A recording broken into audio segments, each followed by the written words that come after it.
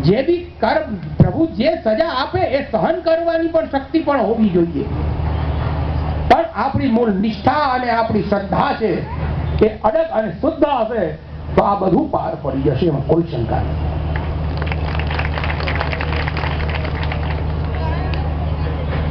આજે આ જે કાર્ય થઈ રહ્યું છે,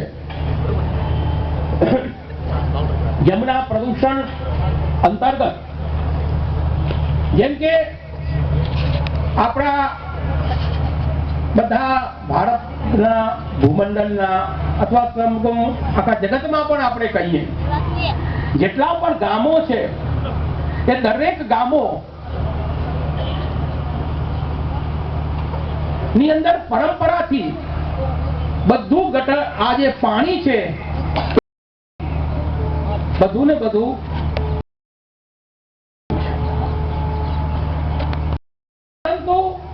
આ બધી નદીઓ છે એ જે પ્રકૃતિના નિયમ મુજબ અવિરત હતી, એટલે ક્યારે પ્રદૂષિત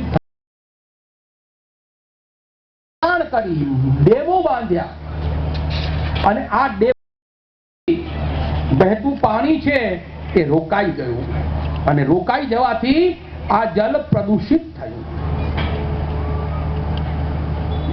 એક વાત નિશ્ચિત છે કે આ જે બી પ્રદૂષિતતા આવી છે એ માનવ સર્જિત છે. હવે આમ એ રૂપ એટલા વિરાટ રૂપમાં એ માનવ સર્જન થઈ ગયું છે, આ બધું એકી સાથે નષ્ટ થઈ શકે એવી સ્થિતિ નથી. એટલે કહેવાનો તાત્પર્ય એટલો છે કે હવે આપણે આ વસ્તુને સંશોધનાત્મક રૂપે નહીં પણ એક વૈચારિક વિચારધારાથી આપણે સમજવું પડશે કે જેમ કોઈ વસ્તુ આપણે ભૂલ કરી દીધી હોય તો એ ભૂલને કેમ સુધારવી.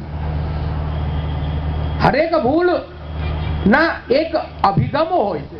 જેમ કે કોઈ બી શાસ્ત્રમાં અપરાધ થાય એના પ્રાયશ્ચિત બતાવ્યા છે, પણ એની પ્રાયશ્ચિતની વિધિઓ વિચારવી પડે છે. કઈ માત્ર પ્રાયશ્ચિત કરી દઈએ હું ના હવેથી નહીં થાય, સોરી, એ અંગ્રેજોના કારણથી કઈ પ્રાયશ્ચિતતા થતી નથી. પ્રાયશ્ચિત માટે કંઈક ને કંઈક આપણે યોગદાન આપવું પડે છે. એ જ રીતે આ જે આપણા દ્વારા જે યમુનાજીને જે પરિશ્રમ થયો છે એના માટે આપણે બધાએ એકત્ર થઈને સરકારશ્રીને અને આપણે પોતે પણ એ વાતનો વિશ્વાસ રાખવો પડશે કે યમુના જલ છે એ અવિરત રૂપે આ આપણા જે તીર્થો છે વ્રજમંડળની અંદર યમુનાજી પૂર્ણ રૂપે બિરાજે. અને એ બિરાજે માત્ર નથી પણ એની અંદર જેટલું પ્રદૂષિત જલ જે જઈ રહ્યું છે એ પણ એનાથી નિવૃત્ત થાય. કારણ કે હવે બધા ડેમો તૂટવાના નથી, એટલે એ પ્રદૂષિત જે ગંદકી જવાની નથી, માટે એને પ્રદૂષિત રહિત કરવી પડશે. નાલાઓ બંધ કરવા જ પડશે.